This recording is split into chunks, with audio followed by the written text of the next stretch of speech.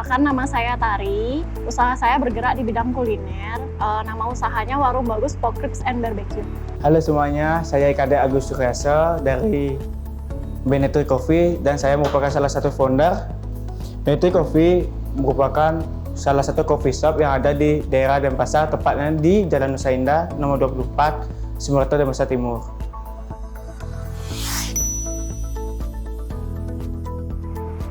Selama pandemi ini kabar usaha saya buruk ya.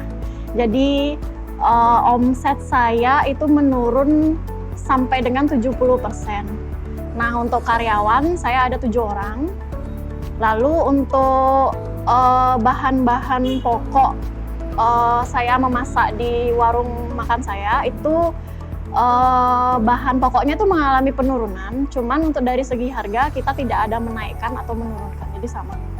Untuk masalah pandemi COVID-19 ini, menurut saya tuh ya besar banget dampaknya terhadap usaha saya. Karena coffee shop itu kan dikenal untuk nongkrong dan mempengaruhi omset sangat drastis banget. Penurunan bahkan bisa dibilang 70% dari omset biasanya. Selain itu untuk harga bahan baku stabil, tidak ada kayak guncangan itu karena stabil. Supplier juga mensupport keadaan kita seperti ini. Lalu untuk karyawan, kebetulan kita berdua turun langsung dari founder yang langsung untuk menyemangati lah founder itu dan melihat tren apa sih yang ada di pasar sekarang sampai menganalisa untuk jangka 1 bulan ataupun 3 bulan selanjutnya. Alasan saya tetap membuka, yang pastinya saya memikirkan nasib ke-7 karyawan saya. Seperti itu. Jadi mereka kan punya keluarga, jadi saya sebisa sekuat tenaga saya bertahan di saat pandemi ini. Jadi itu juga untuk pegawai saya, karyawan saya seperti itu. Jadi cuman kita kan dari segi bisnis kita harus memikirkan yang namanya profit, ya yang namanya biaya operasional. Jadi selama ini jalan saya masih memikirkan itu semua. Jadi bagaimana terbaiknya untuk usaha saya biar tetap berlangsung, itu kita masih terus pikirkan. Jadi kita terus inovasi juga, kita terus memikirkan ini operasional apa sih yang perlu dikurangi dari keseharian bukanya warung makan kita ini gitu. Alasan utama saya tetap buka selain bayar utang, kita juga memiliki kayak tanggungan target yang harus dicapai. Kalau kita tutup kan kita nggak bisa mencapai target. Kalau kita buka kan setidaknya emang dikit dapat, tapi kan pelan-pelan dari dikit tuh menjadi banyak nanti untuk mencapai target yang kita buat dari awal. Selain itu, selain kita untuk mencapai target kedua tuh kita membaca tren. Di sini saya melihat tren-tren coffee shop tuh banyak sekali berinovasi di kayak mengandalkan ojek online kayak Gojek dan Grab. Kedua itu kayak delivery. Ketiga itu kayak potong harga yang benar-benar gila banget. Itu kayak agar mereka bertahan hidup. Itu pun sama kayak kita terapkan di Benetri Coffee tersebut. Untuk apa sih perilaku konsumen terhadap pasar sekarang?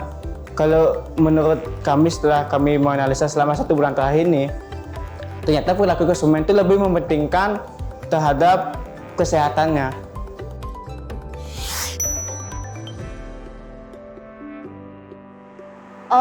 Kalau berlangsungnya selama itu ya kita kan berharapnya maksimal sampai sebulan 2 bulan ini ya, karena kan namanya usaha itu harus tetap jalan, harus sustain dia.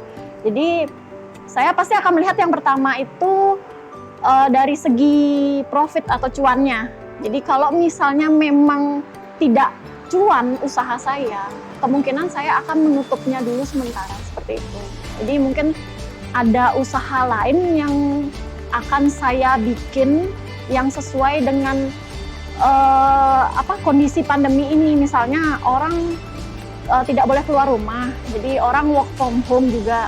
Jadi bagaimana usaha saya mungkin kalaupun misalnya usaha ini, rumah makan ini seperti itu, mungkin ya yang pasti kita awalnya yang kita bikin itu adalah menggencarkan take away, Gojek atau GrabFood seperti itu. Cuman kalau misal pun tidak bisa nih, tidak bisa selama setahun ini dan tidak jalan, ya terpaksa harus ditutup sementara dulu. Seperti itu. Yang akan saya lakukan pada usaha saya adalah satu, terus berinovasi. Lebih mementingkan untuk di online dan meningkatkan standar kualitas kesehatan dan pelayanan. Ini sudah ada dalam rencana kami untuk beberapa tahun ke depan. Jika corona ini belum bisa hilang 100%, kalaupun nanti ada berita dari pemerintah bakal hilang, 1 bulan, 2 bulan, mungkin tidak 100% keadaan ekonomi akan berjalan lancar. Maka dari itu, kita menerapkan kayak sistem pelayanannya, packingnya lebih dibuat rapi dan buat higienis, termasuk dalam bahan baku dan produk yang ada di sana.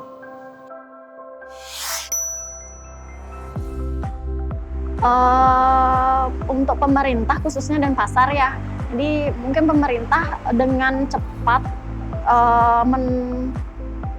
mensurvei, jadi mendata usaha-usaha mikro atau usaha-usaha kecil yang ada di Denpasar ini, jadi mungkin nanti bisa digelontorkan dana atau kredit yang bunganya kecil, jadi kita biar tetap bisa berjalan usahanya.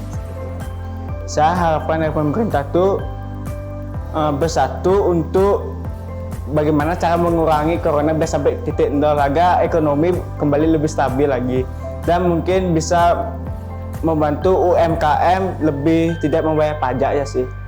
Itu aja, soalnya kalau bayar pajak kan belum bagi tanggungan ini, jadinya ya bisalah dibebankan kayak pajak itu dikurangin dikit, nggak masalah.